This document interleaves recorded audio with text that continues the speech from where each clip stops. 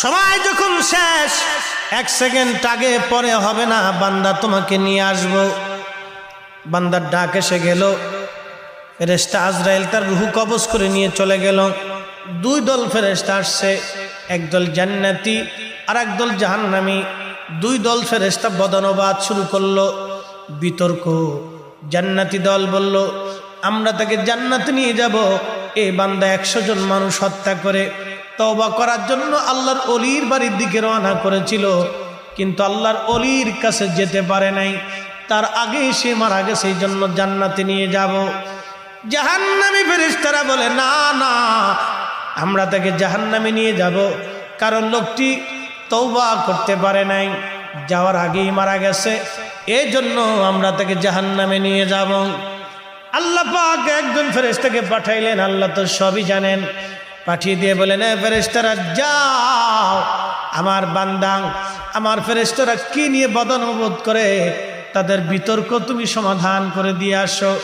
ফেরেশতারা একজন আসছে, এসে বললেন, হে ফেরেশতারা, কি নিয়ে তোমরা ঝগড়া করো?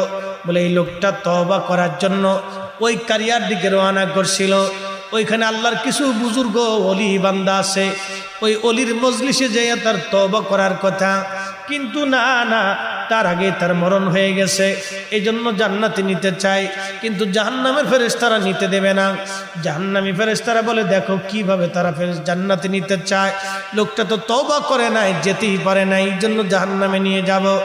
ফেরেশতা বললেন, তাহলে তোমরা এক কাজ করো, এখান থেকে যেখান থেকে রওনা করেছিল ওই বুজুর্গের বাড়ির সীমানা পর্যন্ত তোমরা মাপ দিয়ে দেখো, এই লোকটা কি অর্ধেকের বেশি গেছে না অর্ধেকের কম গেছে।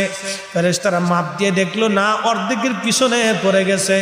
জাহান্নামী ফেরেশতারা বলল, না না, আমরা তাকে জাহান্নামে নিয়ে চলে যেতে চাই। আল্লাহ পাক ডাক দিয়ে বলেন, এ ফেরেশতারা থামো, আমার বান্দাকে এখনো জাহান্নামে নেওয়ার সময় হয় নাই।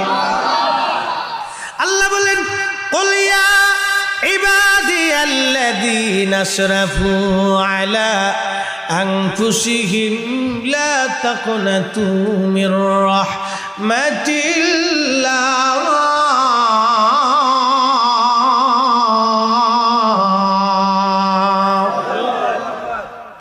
আল্লাহ বলেন, হুজুর আপনি বলেন, হে আমার বান্দারা, তোমরা আমি আল্লাহর রহমত থেকে নিরাশ হইও না।